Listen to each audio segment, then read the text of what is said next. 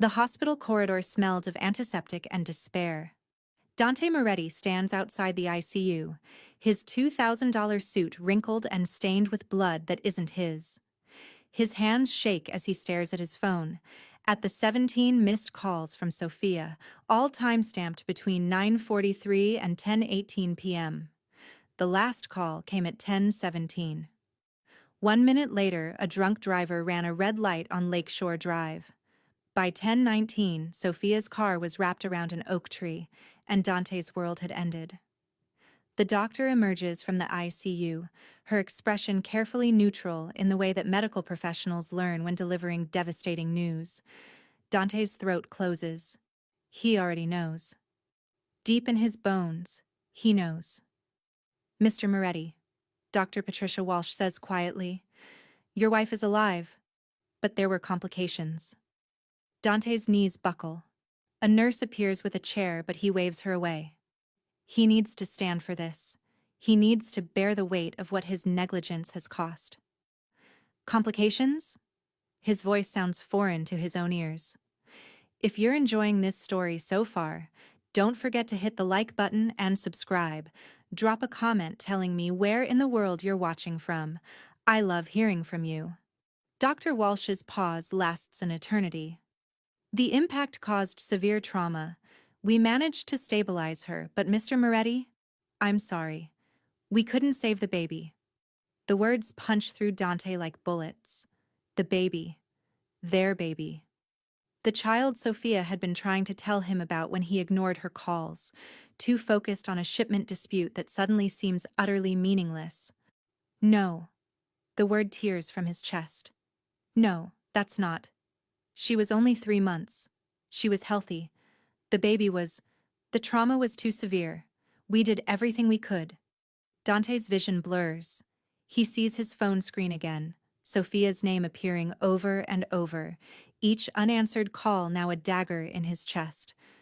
She'd been calling to tell him, maybe to share her fear, maybe to ask him to come home, maybe just to hear his voice. And he'd silenced every single call. Can I see her? His voice breaks on the question. She's sedated, but yes. 5 minutes. Dr. Walsh's expression softens with something that might be pity. Mr. Moretti, there's something else you should know. When your wife regains consciousness, she'll need support. The emotional trauma of losing a pregnancy this way can be devastating. Dante nods, but he's not really hearing her anymore. He's already moving toward the ICU doors, toward the wife he failed in the worst possible way. 6 hours earlier, Sophia Moretti sits in her second-grade classroom, surrounded by construction paper turkeys and children's laughter. It's the Wednesday before Thanksgiving, and her students are vibrating with pre-holiday energy. She should be too. She has the biggest news of her life waiting to share with Dante tonight. Mrs. Moretti, look at mine. 7-year-old Marcus holds up a lopsided turkey made from his handprint, grinning with pride. Sophia smiles, pushing down the wave of nausea that's been her constant companion for 3 weeks. That's beautiful, Marcus. Your family is going to love it. Family. The word sends warmth through her chest. Tonight she'll tell Dante that their family is expanding. She's known for 2 weeks, waiting for the perfect moment. The first ultrasound yesterday confirmed what she already suspected. 8 weeks along, due in June. She's planned everything. Dante's favorite meal, homemade lasagna with his grandmother's recipe. Candles. The ultrasound photo tucked inside a card that reads, "Promoted to Daddy." She can already picture his face, the shock giving way to that rare, unguarded smile that first made her fall in love with him. Her phone buzzes. A text from Dante. Running late. Business meeting. Don't wait up. Sophia's stomach sinks. This is the 4th time this week. The 4th dinner she'll eat alone in their Lincoln Park penthouse. The 4th night she'll fall asleep before he comes home. The 4th morning she'll wake to find him already gone. She texts back. We need to talk tonight. It's important. 3 dots appear, then disappear. Then nothing. Sophia stares at her phone, frustration building in her chest. 2 years of marriage and she still comes second to Dante Moretti's empire. She knew what she was signing up for when she married the head of Chicago's most powerful crime family, but knowing doesn't make it hurt less. Mrs. Moretti? Her teaching assistant Jenny appears in the doorway. Parent pickup starts in 10. Sophia plasters on her teacher's smile and helps her students gather their turkey crafts. But her mind is elsewhere, calculating how many times Dante has canceled plans this month. 12. 12 times she's been pushed aside for business that can't wait, for problems that require his immediate attention, for a world that demands everything and gives her only the leftovers. Tonight will be different, she tells herself. Tonight, when he learns about the baby, everything will change. He'll remember what matters most. He'll come back to her. She has to believe that. Because the alternative, that even their child won't be enough to compete with Dante's obsession with power, is too painful to consider. By 7 p.m., Sophia's lasagna is cooling on the stove. The candles remain unlit. Dante's phone goes straight to voicemail. By 8 p.m., Sophia has cleaned the kitchen, graded tomorrow's spelling tests, and sent 3 more texts, all unanswered. By 9 p.m., the nausea is worse. She lies on the couch, one hand on her still flat stomach, talking to the tiny life growing inside her. "Your daddy is going to love you," she whispers. "He just doesn't know about you yet. Once he knows, everything will be different." But doubt creeps in. Will it be different? Or will their child grow up the same way she's living now, waiting for scraps of attention, competing with an empire that demands everything? At 9:30, Sophia's phone rings. For a moment, her heart leaps. But it's not Dante. It's her sister, Elena, calling from Boston. "Hey, Soph, just checking in. How are you feeling?" Sophia hasn't told anyone about the pregnancy except Elena, who'd been with her during the terrifying early bleeding that sent her to the ER 2 weeks ago. The baby had been fine, but the doctor warned her about stress, about taking care of herself. "Tired," Sophia admits. "Dante's working late again." Elena's silence speaks volumes. Her sister has never approved of Dante, never understood what Sophia sees in a man whose business requires secrecy and whose phone calls interrupt every intimate moment. "Sophia," Elena says carefully, "have you told him yet? About the baby?" "I was going to tonight, but he's not home, and he's not answering his phone." "Maybe that's a sign." "Don't start. I'm just saying, if he can't even be bothered to answer your calls now, what makes you think a baby will change anything?" The words hit too close to Sophia's own fears. "He's building something, Elena.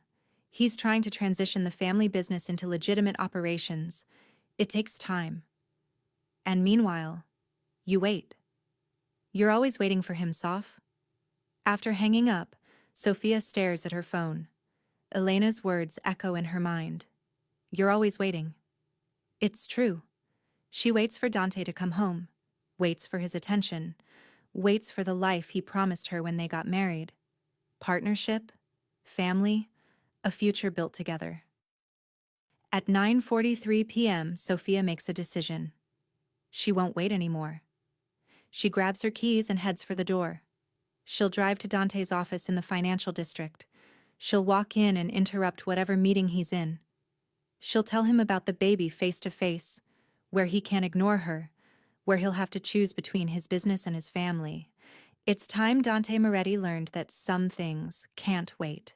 Dante Moretti sits in his private office on the 40th floor of the Moretti building, listening to Vincent Caruso explain why 20 kilos of cocaine have gone missing from a shipment that should have arrived 3 days ago.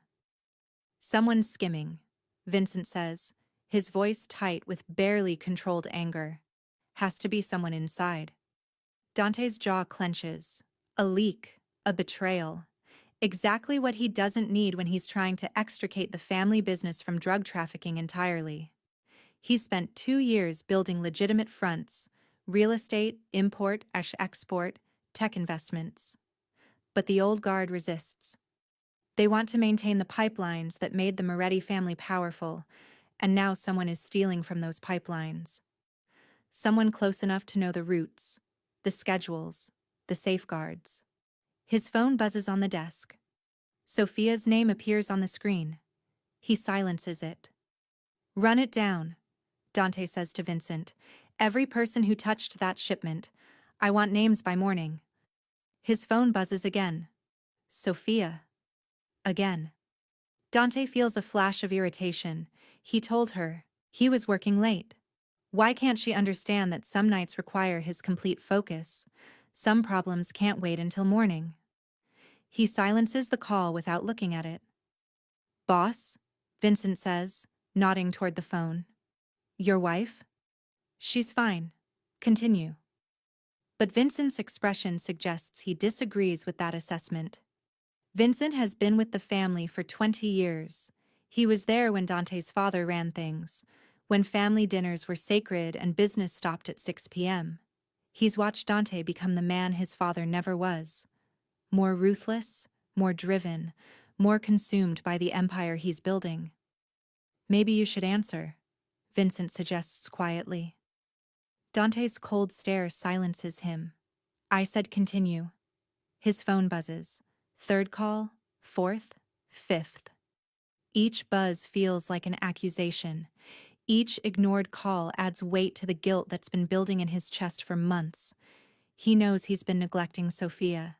He knows she's been eating dinner alone, sleeping alone, living a half-life while he focuses on business. But this shipment, this betrayal, this crisis, it can't wait. Sophia will understand. She always understands. Sixth call. Seventh.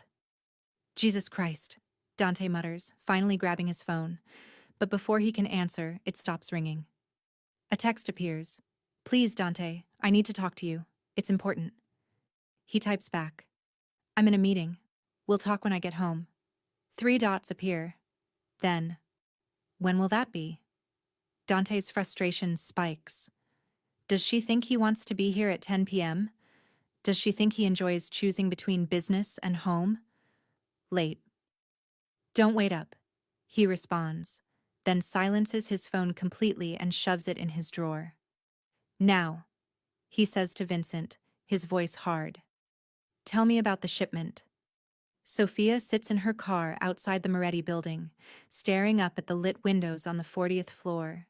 She can see shadows moving behind the glass. Dante's up there, so close but completely unreachable. Her phone shows his last text. "Don't wait up." The dismissal stings more than it should. She's his wife, carrying his child, and he can't spare 5 minutes to talk to her. Sophia starts the engine. She's not doing this. She's not begging for his attention like a child competing for scraps. She'll tell him about the baby tomorrow, when he can actually focus on something besides his precious empire. The drive home takes her along Lake Shore Drive, the city lights reflecting off Lake Michigan's dark waters. It's beautiful and lonely, like everything in her life lately. Beautiful on the surface, hollow underneath. Sophia's phone rings through her car's Bluetooth. Elena again. "Did you talk to him?" her sister asks without preamble. "No. He's busy saving the world." Sophia doesn't try to hide the bitterness in her voice. "Come to Boston for Thanksgiving. Get away from him for a few days. Clear your head." Sophia considers it. Maybe distance would help. Maybe time apart would make Dante realize what he's taking for granted. "Maybe," she says. "I'll think about—" Headlights explode in her peripheral vision. Blinding. Too close. Coming from the wrong direction. Sophia's brain has barely registered the drunk driver's truck swerving across the median before the world erupts in screaming metal and shattering glass. The impact hits her driver's side door with the force of a freight train. The last thing Sophia hears before darkness takes her is Elena's voice screaming her name through the Bluetooth speakers. The last thing she thinks is that Dante never answered her calls. The ICU room is dim, lit only by the glow of monitors that track every beat of Sophia's struggling heart. Dante sits beside her bed, holding her hand with a gentleness that contradicts everything he is. Everything he's built himself into. Sophia's face is pale beneath the bruises, her dark hair matted with dried blood they haven't yet cleaned. Her left arm is in a cast. 3 broken ribs, punctured lung, severe concussion, and the baby. Dante can't think about the baby. He studies Sophia's face, memorizing every detail as if she might disappear. The small scar on her chin from a childhood bike accident, the freckle near her left eye, the lips he hasn't properly kissed in weeks because he's always rushing, always distracted, always choosing something else over her. "I'm sorry," he whispers, his voice cracking. "Sophia, I'm so sorry. I should have answered. I should have been there. I should have..." But there are no words adequate for what he should have done. No apology big enough for 17 ignored calls. No way to take back the choice that cost them their child. The door opens softly. Dr. Walsh enters, checking Sophia's vitals with efficient movements. "Any change?" Dante asks, though he can see the monitors himself. No change. Sophia remains trapped in medically induced unconsciousness while her body tries to heal. "Her brain activity is good," Dr. Walsh says. "We're keeping her sedated for another 24 hours, but all signs point to recovery. Physically, at least." The caveat hangs in the air. Physically. But what about emotionally? What happens when Sophia wakes up and learns that the baby is gone? That while she was trying to reach her husband, their child was dying inside her? "Has her family been notified?" Dr. Walsh asks. Dante nods. "Her sister is flying in from Boston. Should arrive by morning." He doesn't mention that Elena Reyes hates him, has always hated him, and will undoubtedly blame him for this. She'll be right to.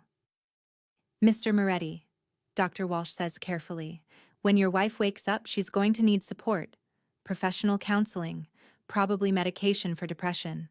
The loss of a pregnancy, especially under traumatic circumstances, can trigger severe psychological distress." "Whatever she needs," Dante says immediately.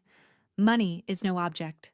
The best therapists, the best care, anything."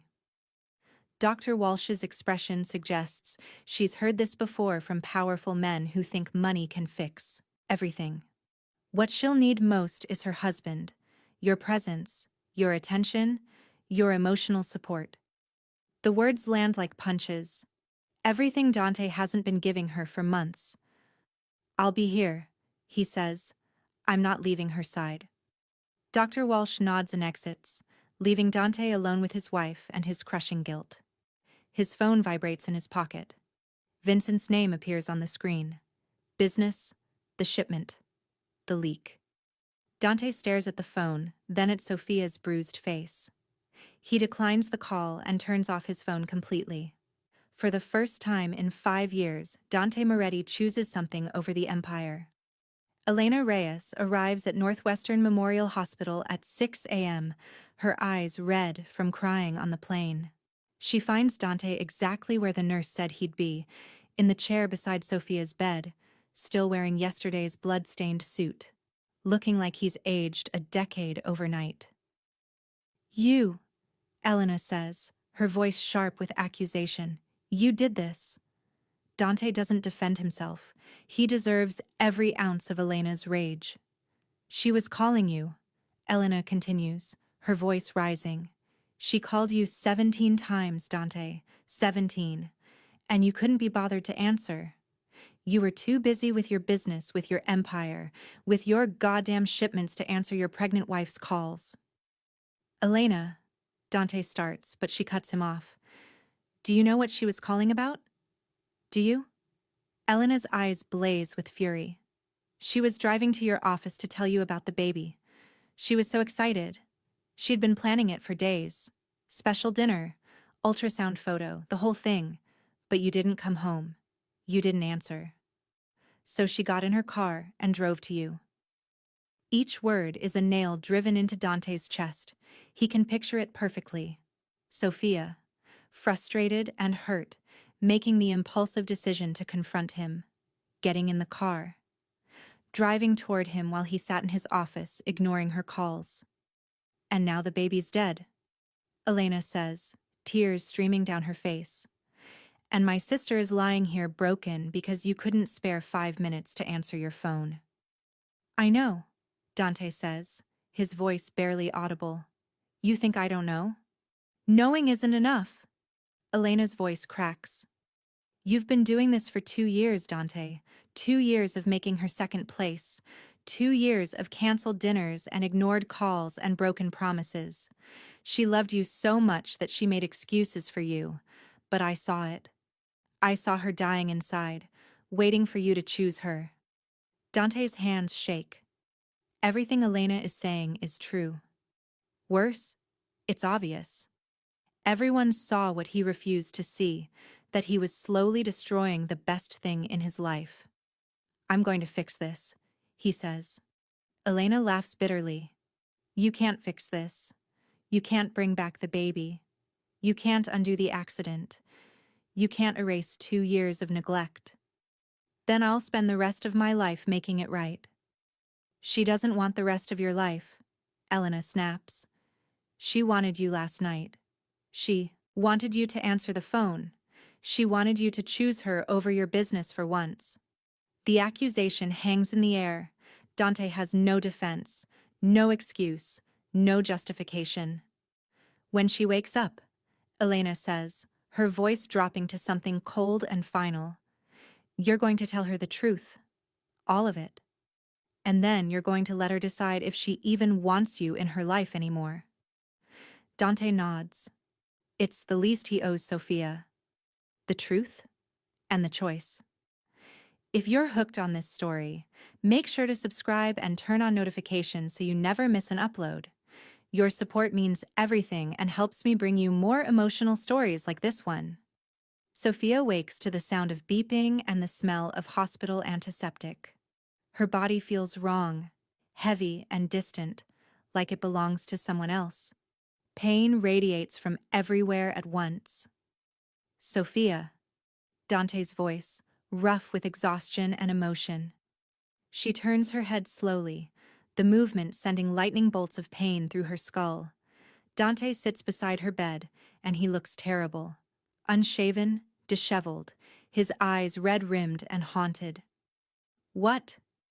Sophia's throat is raw, her voice barely working. What happened? Dante's hand covers hers and she can feel him trembling. You were in an accident. A drunk driver hit you on Lakeshore Drive. The memories flood back. Driving home. Elena on the phone. Headlights. Impact. The baby, Sophia whispers, her free hand moving instinctively to her stomach. Dante's face crumples. The expression tells her everything before the words come. I'm so sorry, he says, his voice breaking. Sophia, I'm so sorry. They couldn't. The trauma was too severe. They tried everything, but no. The word is barely a breath. No, no, no. Sophia's hand presses against her stomach, searching for the flutter of life she'd just begun to feel. But there's nothing, just bandages and emptiness and the crushing weight of loss. Our baby, she whispers. Dante, our baby. I know. Tears stream down Dante's face. I know, and it's my fault. All of it. You were calling me, and I ignored you. I was too focused on business, on a shipment that doesn't matter, on problems that mean nothing. And because of that, because I didn't answer, you got in the car. You were coming to me. And I. Sophia closes her eyes, the truth of it settling over her like a shroud. She'd been driving to Dante's office. She'd been upset, distracted, emotional. If he'd just answered the phone, if he'd just talked to her for 5 minutes, she would have stayed home. Their baby would still be alive. Get out, Sophia says quietly. Sophia, please. Get out. Her voice is stronger now, sharp with pain and rage and grief. I can't look at you right now. I can't. Just get out. I'm not leaving you, Dante says desperately. Not now. Not ever. I know I failed you. I know I deserve your anger, but please, let me be here for you. Let me. You weren't there when I needed you, Sophia says, opening her eyes to stare at him with an expression that makes Dante's blood run cold. You weren't there when I called 17 times. You weren't there when I was scared and needed my husband. You weren't there when our baby died inside me. So why would I want you here now? The words hit Dante like physical blows. He wants to argue, to explain, to beg for forgiveness. But Sophia's face, devastated and empty and so far away from him, tells him that words are useless. I'll be in the waiting room, he says finally. If you need anything at all. I need my baby back, Sophia whispers. Can you give me that? Dante has no answer. He leaves the room, feeling like he's leaving pieces of himself behind. Outside, Elena waits. Her expression says she heard everything. She needs time, Elena says, not unkindly. For once, her anger at Dante seems eclipsed by her concern for Sophia. I know. Dante runs his hands through his hair. But I can't just leave her. I can't walk away. You've been walking away for 2 years, Elena points out. Maybe staying away is exactly what she needs.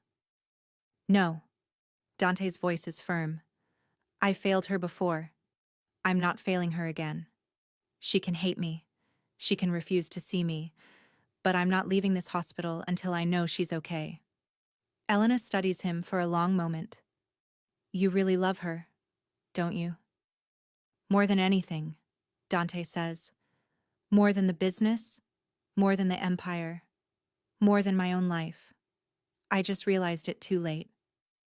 Then prove it, Elena says. Not with words, not with money. Show her through your actions that she matters more than anything else. Dante nods. He doesn't know if Sophia will ever forgive him. He doesn't know if their marriage can survive this. But he knows one thing with absolute certainty. He will spend the rest of his life trying to deserve her. 3 days pass. Sophia refuses to see Dante, speaking only to Elena and the medical staff.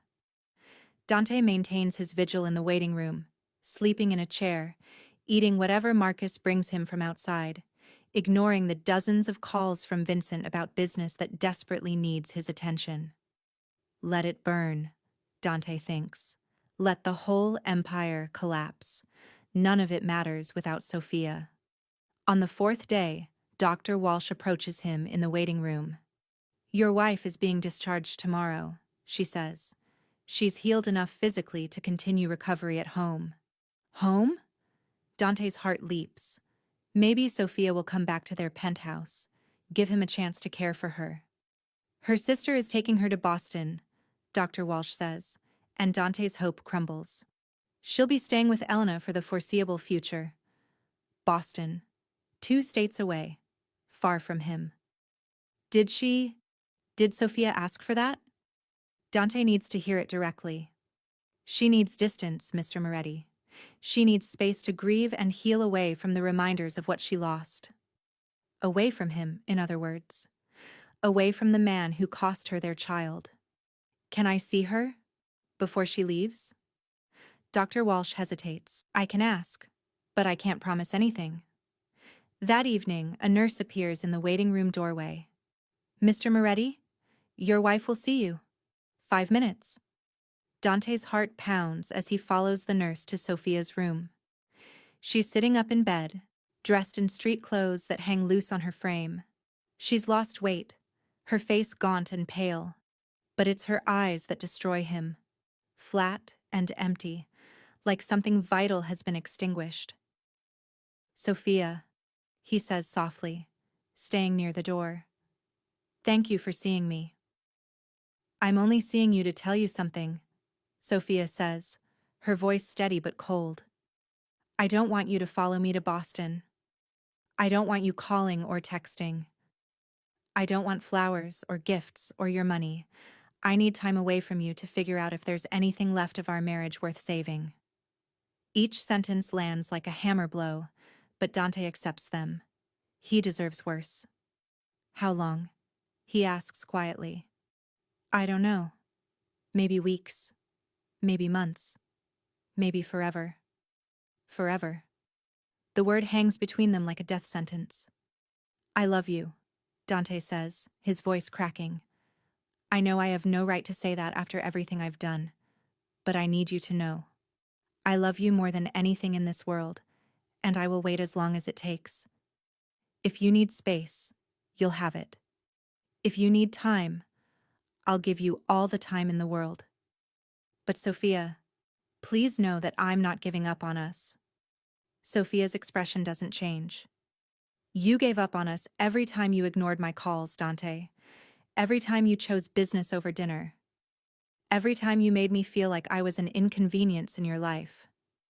I know, Dante says, and I can't change the past. But if you give me a chance, I will spend the rest of my life making sure you never feel that way again. The rest of your life? Sophia's laugh is bitter. You couldn't even give me 5 minutes on the phone. How am I supposed to believe you'll give me a lifetime? Dante has no answer. She's right. He's broken every promise he's ever made to her. I'm going to prove it to you, he says finally. I don't know how yet, but I'm going to prove that I've changed, that you're my priority, that I will never, ever let you down again. Sophia looks at him for a long moment. Dante searches her face for any sign of softening, any hint of the love she used to show him so freely. He finds nothing. Goodbye, Dante, she says, turning to stare out the window at the Chicago skyline. Close the door on your way out. Dismissed. Shut out. Exactly what he deserves. Dante leaves, pulling the door closed behind him with a soft click that sounds like the end of everything. Elena helps Sophia pack the few belongings she has at the hospital. Sophia moves slowly, her body still healing, her movements careful. Are you sure about this? Elena asks gently. About Boston? I can't stay here, Sophia says. Everything reminds me of the baby, of what I lost, of what Dante cost her, though she doesn't say it aloud. He looked destroyed, Elena says. I've never seen him like that. I think he really does love you, Soph. Love isn't enough, Sophia says flatly. Love doesn't bring back our baby. Love doesn't erase 2 years of neglect. Love doesn't fix the fact that when I needed him most, he chose a drug shipment over me. Elena helps Sophia into a wheelchair, hospital policy, and pushes her toward the elevator. As they pass the waiting room, Sophia catches a glimpse of Dante through the doorway. He's on the phone, his voice low and intense. Even now, even after everything, he's handling business. Sophia's heart hardens. Nothing has changed. Nothing will ever change. Let's go, she says to Elena. I want to get out of here. But what Sophia doesn't see, what she leaves too quickly to notice, is Dante ending the call. His words sharp and final. I don't care about the shipment, Vincent. Sell it. Dump it. I don't care. I'm done. She doesn't see him turn off his phone and drop it in the trash can beside his chair. She doesn't see him put his head in his hands and break down completely. His shoulders shaking with sobs he's held back for days. She only sees what she expects to see. A man who will always choose his empire over her.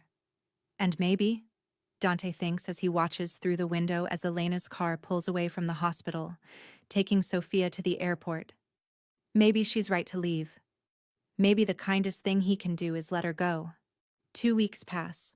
Dante doesn't call or text, honoring Sophia's request for space. But distance doesn't mean inaction. He sits in his attorney's office, signing papers that will fundamentally change everything about the Moretti Empire. You're sure about this? Michael Chen, his lawyer of 15 years, asks. This is everything you've built, everything your father built. I'm sure, Dante says, signing another document. Liquidate all drug-related operations. Sell them to the Rossetti family if they want them. Shut down the illegal gambling, the money laundering, all of it. The family won't like this, Michael warns. The old guard will fight back. They can fight all they want. I'm the boss. My word is final. Dante's voice is hard with certainty. And anyone who has a problem with it can leave the family. Michael studies him. This is about your wife. This is about becoming a man worthy of my wife. Dante corrects. A man she can be proud of. A man who builds things instead of destroying them. Over the next month, Dante systematically dismantles the criminal empire his father spent 40 years building. He transitions everything into legitimate businesses, real estate, tech investments, export companies that actually follow the law. The old guard rebels. 3 capos try to organize a coup. Dante handles it with the same ruthless efficiency he once used for business, but now in service of something better. He doesn't kill them. The old Dante would have. Instead, he exiles them from Chicago with enough money to start over, somewhere else. You're going soft, Vincent tells him one night in the office. No, Dante says. I'm finally getting hard enough to make the difficult choice. It's easy to rule through fear and violence. It takes real strength to build something legitimate. Vincent considers this. And if your wife never comes back? If you do all this and she still won't forgive you? Then at least I'll have become a better man, Dante says. And maybe that's enough. But late at night, alone in the penthouse that still smells like Sophia's perfume, Dante knows it's not enough. Nothing will ever be enough without her. In Boston, Sophia begins the slow process of rebuilding her shattered life. She attends therapy 3 times a week, working through grief that feels bottomless. She stays in Elena's guest room, sleeping 16 hours a day at first, then gradually forcing herself back into routines. She doesn't call Dante. She doesn't ask Elena about him. She tries very hard not to think about him at all. But at night, when grief overwhelms her, she finds herself reaching for her phone, wanting to hear his voice, wanting him to tell her everything will be okay, even though it won't be. She never makes the call. Have you thought about what happens next? Elena asks one evening over dinner. What do you mean? With Dante, with your marriage, you can't avoid it forever. I'm not avoiding it, Sophia says. I'm healing. Are you? Or are you just hiding? The question stings because it's true. Sophia has been hiding from her grief, from her anger, from the decision she needs to make about her marriage. I don't know if I can forgive him, Sophia admits. Every time I think about that night, about those 17 calls, I get so angry I can't breathe. That's valid, Elena says. Your anger is completely justified. But anger isn't the same as not loving him, Elena says gently. I see you, Soph. You still love him, even after everything. Sophia's eyes fill with tears. That's the worst part. I hate him for what he did, but I still love him. How pathetic is that? It's not pathetic. It's human. Elena takes her sister's hand. But you need to decide if love is enough, if you can rebuild trust, if you want to try. Sophia doesn't have an answer. Not yet. 6 weeks after the accident, on a cold January morning, Sophia receives an unexpected visitor. Vincent Caruso appears at Elena's door, looking uncomfortable in civilian clothes instead of his usual sharp suits. Mrs. Moretti, he says respectfully when Sophia opens the door. I apologize for the intrusion. May I speak with you for a moment? Sophia's first instinct is to slam the door. Vincent represents everything about Dante's old life, the world that consumed him. But curiosity wins out. 5 minutes. They sit in Elena's living room, Vincent looking distinctly out of place among the cheerful throw pillows and family photos. Mr. Moretti doesn't know I'm here, Vincent begins. In fact, He'd probably fire me if he found out. But I felt you should know some things. I don't want to hear about his business, Sophia says coldly. It's not about business. Not exactly. Vincent leans forward. Mrs. Moretti, in the 15 years I've worked for Dante Moretti, I've never seen him like this. Since you left, he's completely dismantled his father's empire. Everything illegal, everything dangerous. Gone. Sophia's heart skips. What? The drug operations? Sold? The illegal gambling? Shut down. The money laundering? Stopped. He's transitioned everything into legitimate businesses. It cost him millions in lost revenue and nearly started a war within the family. Sophia stares at him. Why would he do that? Because, Vincent says simply, he wants to become a man worthy of you. His words, not mine. That doesn't change what happened, Sophia says, but her voice wavers. No, it doesn't. Vincent agrees. But it should tell you something about how much he's changed. The old Dante Moretti would never have walked away from the empire. He'd have chosen power over everything. But this Dante? He chose you. Even knowing you might never come back, he chose the man you needed him to be. After Vincent leaves, Sophia sits alone in the living room, her mind reeling. Dante dismantled his father's empire. For her. It doesn't fix what happened. It doesn't bring back their baby. But it tells her something important. That maybe, just maybe, he's finally chosen her over everything else. 3 months after the accident, Sophia stands at the grave she never imagined she'd visit. The headstone is small and white, inscribed with simple words that break her heart every time she reads them. Baby Moretti, forever in our hearts. Gone too soon. Sophia doesn't know when Dante arranged for the burial. She'd been too lost in grief to handle any of it, and Elena had quietly taken care of the logistics. But someone chose this spot under an oak tree. Someone selected the headstone. Someone made sure their child had a place to rest. She suspects it was Dante. I'm sorry, Sophia whispers to the grave, tears streaming down her face. I'm sorry I couldn't protect you. I'm sorry I got in that car. I'm sorry. Her voice breaks. She's apologized 1,000 times to a child who will never hear her, who never got the chance to be born, who existed for 8 weeks and then vanished like smoke. Your father loved you, Sophia continues, her voice steadier now. Even though he never got to meet you, even though he didn't know about you until it was too late, he loved you. She's not sure if that's true, but she wants it to be. Sophia stands there for a long time, talking to her lost child, sharing all the things she'd planned to teach them, the life they'd planned to build together. The grief doesn't lessen, but something else starts to grow alongside it. A fragile kind of acceptance.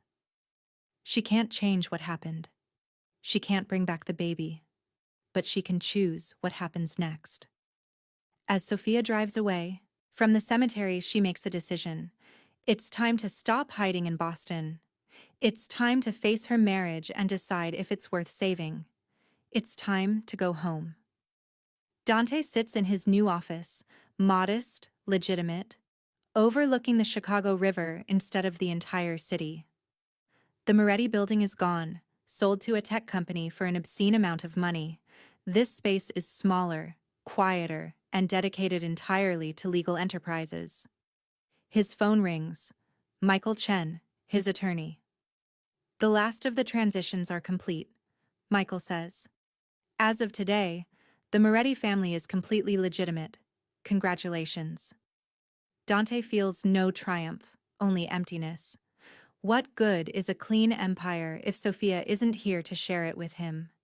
Thank you, Michael. Have you heard from her? No. 3 months of silence, 3 months of respecting Sophia's need for space, even though every day without her feels like drowning. I don't expect to. You might be surprised, Michael says cryptically and hangs up. Dante stares at his phone, wondering what that meant. Before he can analyze it, his assistant buzzes. Mr. Moretti? There's someone here to see you. She doesn't have an appointment, but she says it's personal. Dante's heart stops. Send her in. The door opens and Sophia walks into his office. She looks different. Thinner. Her face gaunt from grief and loss. But there's something else too. A strength in her posture. A clarity in her eyes that wasn't there before. She's wearing jeans and a simple sweater, her hair pulled back in a ponytail. She looks beautiful and devastating and so far away from him that Dante's chest physically aches. Sophia, he breathes, standing up so fast his chair rolls backward. Hello, Dante. They stare at each other across the expanse of his office. 3 months of separation, 3 months of grief, 3 months of transformation on both sides. You look, Dante starts, but words fail him. How do you tell your wife she looks like she's been through hell when you're the one who sent her there? I look like someone who lost a child. Sophia finishes for him. Because I am. The blunt honesty hits Dante like a punch. Sophia, I'm so sorry. I know. She interrupts. I know you're sorry. Vincent told me what you've done. The empire. The transitions, all of it. Dante's jaw clenches. Vincent had no right. He had every right, Sophia says firmly. Because you weren't going to tell me. You were just going to do it and hope I somehow found out. I didn't do it for recognition, Dante says. I did it because it was the right thing to do. Because I wanted to become a man worthy of you. And have you? Sophia's voice is quiet but challenging. Are you that man now? Dante wants to say yes. He wants to promise her that he's changed, that he'll never fail her again. But he's learned that Sophia needs truth, not promises. I don't know, he admits. I've dismantled everything my father built. I've walked away from the power that defined me for my entire adult life. I go to therapy twice a week. I've learned to turn off my phone, to say no to business, to choose different priorities. But am I the man you deserve? I don't know if I'll ever be that. Sophia studies him, and Dante forces himself to stand still under her scrutiny. Let her see him. All his flaws, all his failures, all his desperate hope that maybe, somehow, she's here to give him another chance. I went to the cemetery today, Sophia says. Our baby's grave. Dante's throat tightens. I didn't know if you knew about it. I should have asked you about the arrangements, but you were in Boston, and I didn't want to. The oak tree was perfect, Sophia interrupts softly. And the headstone. It was beautiful. I wanted... Dante's voice cracks. I wanted our child to have a place. Somewhere peaceful. Somewhere we could both visit when we were ready. We? Sophia's eyes search his face. You've been to the grave? Every week, Dante admits. Sometimes more. I talk to the baby, tell them about their mother, about how strong and beautiful and incredible you are, about how much I failed both of you. Sophia's eyes fill with tears. Dante. I know it's not enough, he continues, the words pouring out like a confession. I know I can't fix what happened. I can't bring back our child. I can't erase the pain I caused you. But Sophia, I swear to you, I have spent every single day since that accident trying to become better, trying to deserve you, trying to build a life that you could be proud to be part of. Why? Sophia asks, and the question hangs between them. Why now? Why not before the accident? Why did it take losing our baby for you to finally choose me? It's the question Dante has asked himself 1,000 times in therapy, the question that haunts his nightmares. Because I was an arrogant fool, he says. Because I thought I had time. I thought I could balance everything, the empire, the power, the danger, and still keep you. I took you for granted, Sophia. I convinced myself that you'd always be there, waiting for me, no matter how badly I treated you. And I was wrong. Catastrophically. Unforgivably. Wrong. You were. Sophia agrees, and the simple acknowledgement hurts more than any accusation could. I can't change the past, Dante continues, but I can tell you this. I would give anything, everything, to go back to that night and answer your calls. To come home for dinner. To hear about the baby when you were excited and happy instead of learning about it in a hospital room after we'd already lost them. Sophia wraps her arms around herself, and Dante recognizes the self-protective gesture. She's scared. She's been hurt so badly that even being in the same room with him requires courage. I'm scared, Sophia admits, confirming his thoughts. I'm scared that if I give you another chance, you'll fall back into old patterns. That business will become important again. That I'll go back to being second place. Then don't give me another chance, Dante says, and Sophia's eyes widen in surprise. Not yet. Let me prove it to you first. Let me show you through actions, not words, that I've changed. How? However you need me to, Dante says simply. If you want me to check in every day, I will. If you want access to my calendar, my phone, my entire life, it's yours. If you want couples therapy, we'll go. If you want me to walk away from business entirely and get a normal job, I'll do it. Tell me what you need, Sophia, and I'll make it happen. Sophia stares at him for a long moment. Dante holds his breath, waiting for her verdict. I need time, she says finally. I need to see if this change is real or if it's just guilt talking. I need to know that 6 months from now, a year from now, you'll still choose me over the empire. I will, Dante says with absolute certainty. There is no empire anymore. I dismantled it. There's only legitimate business now, and even that, I'd walk away from it all if it meant keeping you. Don't make promises you can't keep, Sophia says, but there's less coldness in her voice now. I'm not, Dante insists. Sophia, I spent 15 years building power. I know how to do that. What I didn't know, what I'm learning now, is how to build a marriage. A real partnership. A life that isn't defined by violence and danger and constant crisis. Sophia takes a shaky breath. I don't know if I can forgive you. Not yet. Maybe not ever. I know, Dante says. I'm not asking for forgiveness. I'm asking for a chance to earn it. And if I can't give you that, if the hurt is too deep, Dante's heart breaks, but he forces himself to say the words. Then I'll accept it. I'll sign whatever papers you want, give you whatever settlement will make your life easier, and I'll let you go. Because I love you enough to want you to be happy, even if that happiness doesn't include me. The declaration hangs in the air between them. Sophia's eyes search his face, looking for deception or manipulation. She finds only truth. I'm staying at a hotel, Sophia says finally. The Peninsula. I'm going to be in Chicago for a while, figuring out what I want to do next. My job at the school. I can't go back there. Too many memories. Whatever you need, Dante says. If you need help finding a new position, if you need.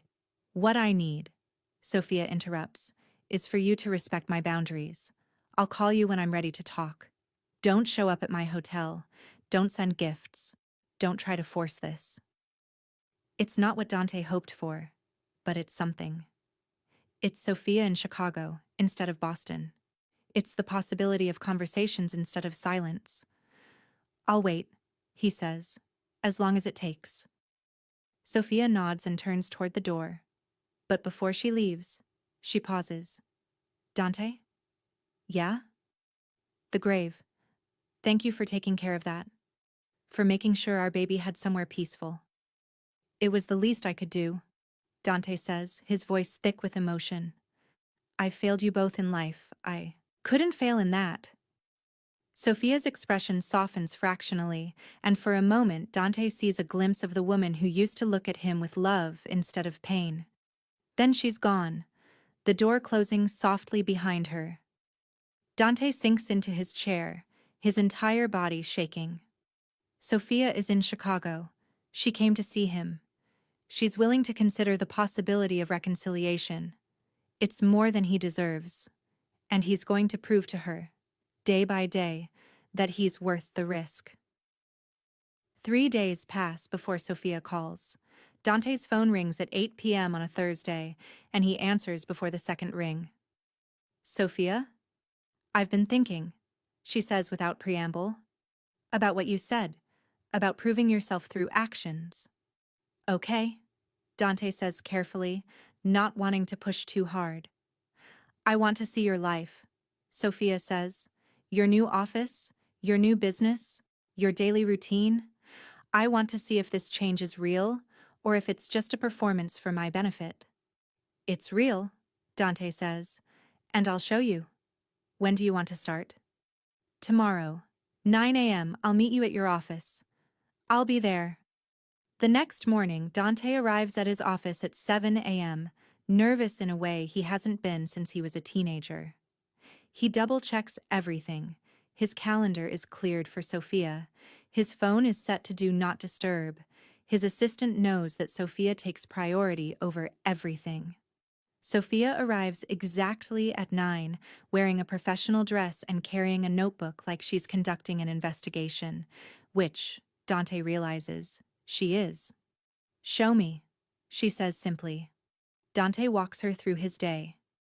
He shows her his calendar, filled with legitimate business meetings, therapy appointments, and personal time that he actually blocks out and protects.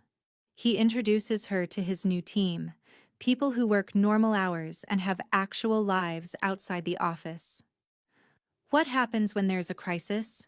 Sophia asks, watching him carefully. When something urgent comes up? I have capable people who handle it, Dante says. I'm the CEO, not the entire company.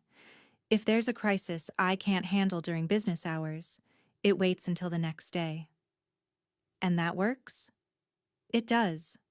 Because I'm not running a criminal empire anymore, where every problem requires my immediate personal attention. I'm running legitimate businesses that have systems and structures and people who are paid to solve problems without me. Sophia makes notes in her notebook. Over the next 2 weeks, she appears at Dante's office randomly, sometimes announced, sometimes unannounced. She sits in on meetings, reviews his schedule, even talks to his employees. Your staff seems happy, she observes after one particularly long day of shadowing him. That's new. People work better when they're not terrified, Dante says. Who knew? The tiny hint of humor makes Sophia's lips twitch. Not quite a smile, but closer than Dante has seen in months. I also want to see your therapy, Sophia says. I want to sit in on a session. Dante's therapist, Dr. Robert Manning, agrees after confirming with Dante that he's comfortable with Sophia's presence. The session is brutal.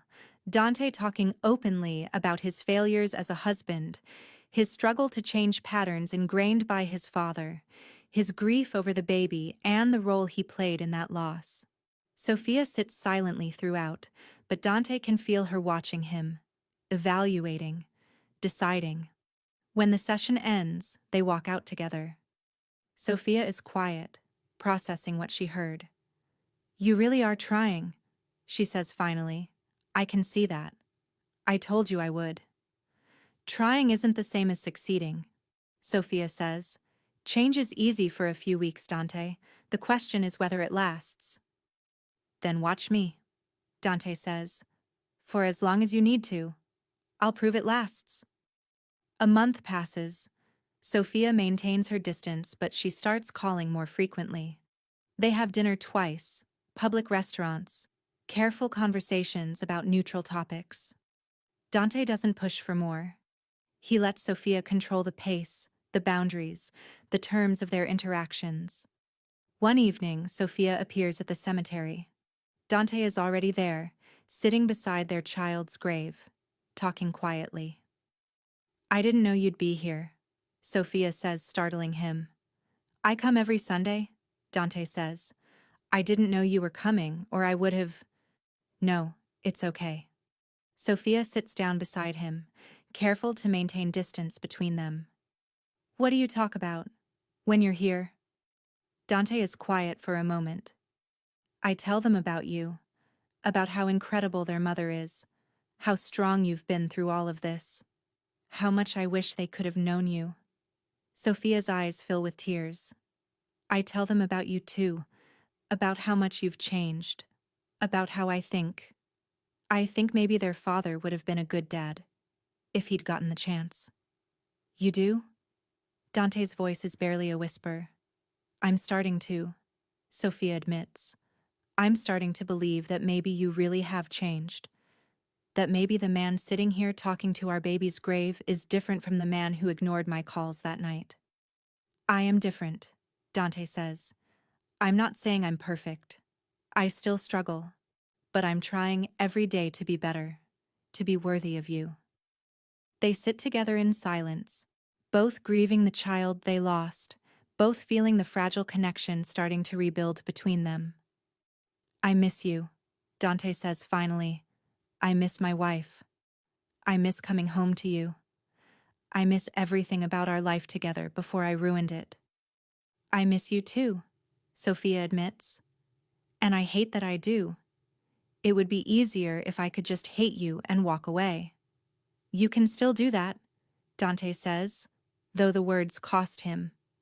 If that's what you need. It's not, Sophia interrupts. I don't want to walk away, but I don't know how to move forward either. I'm stuck, Dante. Stuck between the past and the future, between the pain and the possibility. Then let me help you get unstuck, Dante says. Tell me what you need from me. Sophia thinks for a long moment. I need to know that if we have another child someday, you won't make the same mistakes. I need to know that our family will always come first. It will, Dante says with absolute certainty. I swear to you, Sophia, on our child's grave, I swear that family comes first. Always. Sophia looks at him, searching his face. Then, slowly, she reaches out and takes his hand. It's the first time she's voluntarily touched him since the accident. The contact sends electricity through Dante's entire body. I'm not ready to come home yet, Sophia says softly, but maybe we could try dating again. Start over, like we're meeting for the first time. I would like that, Dante says, his voice thick with emotion. I would like that more than anything. Okay, Sophia says. Then ask me. Sophia Reyes, Dante says, a small smile breaking across his face. Would you have dinner with me this Friday night? A real date? Just the two of us? Yes, Sophia says, and for the first time in 4 months, she smiles back. I'll have dinner with you. They sit together beside their child's grave, holding hands, both knowing that the road ahead will be long and difficult. But for the first time since the accident, both of them believe that maybe, just maybe, they can find their way back to each other. 6 months later, Sophia stands in the kitchen of their new house. Not the penthouse where bad memories live, but a brownstone in Lincoln Park with a garden and a room that could someday be a nursery. She moved in 3 months ago, taking the careful step of rebuilding their life together. It hasn't been easy. There have been arguments, setbacks, moments when old patterns threatened to resurface. But Dante has kept his promises. Every single one. He comes home at 6 p.m. every night unless he texts in advance. He keeps his phone on silent during dinner. He goes to therapy, both individual and couples. He's built a life that has space for her, for them, for the family they might build someday. Hey, beautiful, Dante says, entering the kitchen and wrapping his arms around her from behind. How was your day? Sophia leans back against him, feeling safe in a way she once thought was lost forever. Good. The new job is going well. My students are sweet. She'd found a position at a different elementary school, one without painful memories. The grief over losing their baby still surfaces sometimes, probably always will, but it doesn't consume her anymore. I'm proud of you, Dante murmurs against her hair, for everything, for being strong enough to come back, for giving us another chance. I'm proud of you too, Sophia says, turning in his arms to face him. For changing. For actually doing the work instead of just talking about it. Dante cups her face gently. I almost lost you. I almost lost everything. I'm never making that mistake again. Good, Sophia says, rising on her toes to kiss him. Because I have something to tell you. Dante pulls back, studying her face. Something in her expression makes his heart race. What is it? Sophia takes his hand and places it on her stomach. I'm pregnant. Dante goes completely still. What? 8 weeks, Sophia says, tears streaming down her face. Happy tears this time. I found out yesterday. I wanted to wait to tell you in person instead of over the phone. We're... Dante can't form complete sentences. He drops to his knees, pressing his forehead against Sophia's stomach.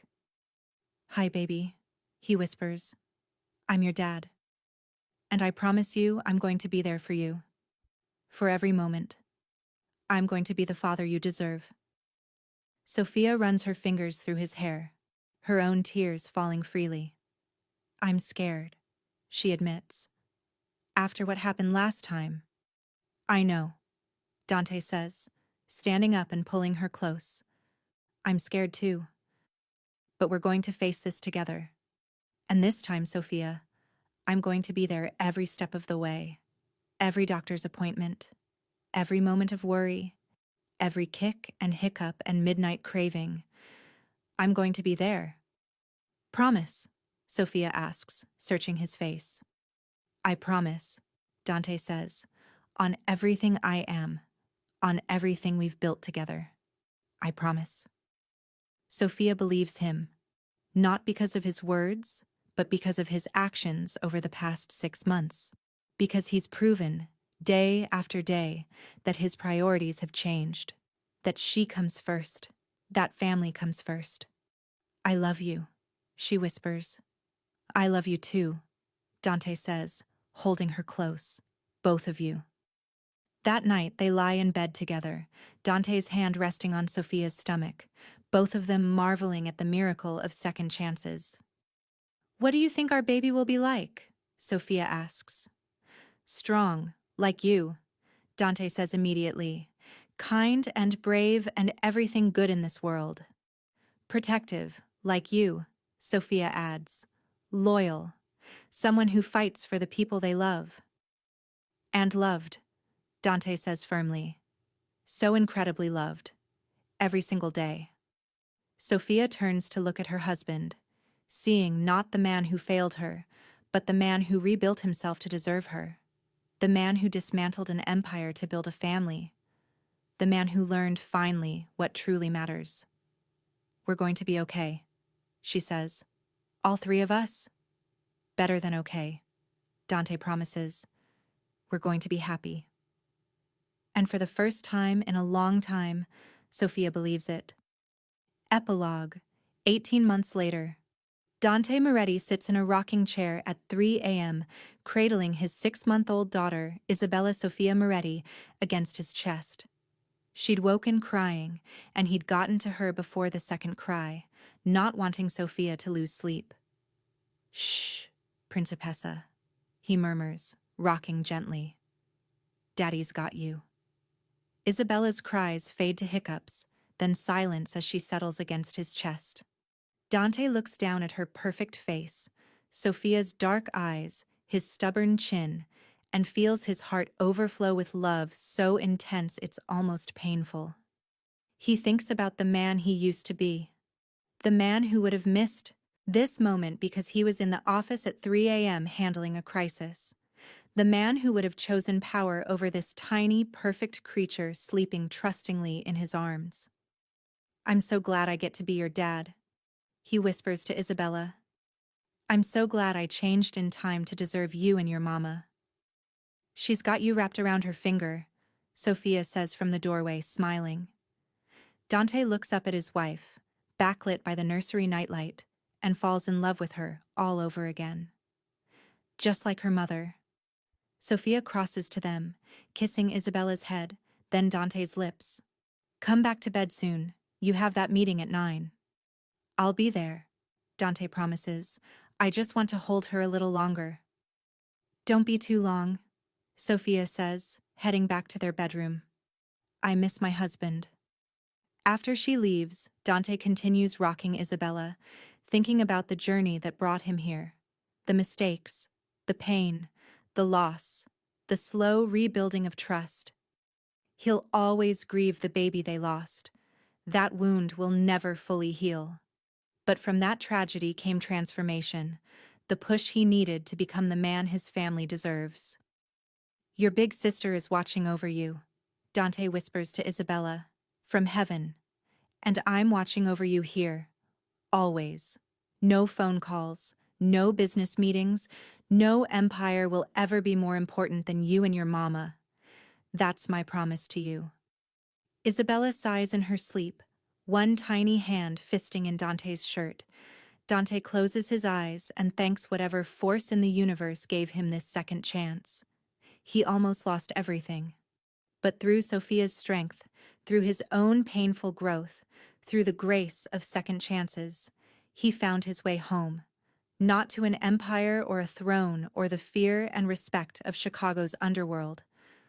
Home to this, a sleeping baby in his arms, a wife who loves him in the next room, and a life built on what truly matters. Finally, Dante Moretti understands what it means to be rich. Thank you so much for watching until the end. If you loved this story, check out the other videos on your screen now. I think you'll really enjoy them. And don't forget to subscribe if you haven't already. See you in the next story.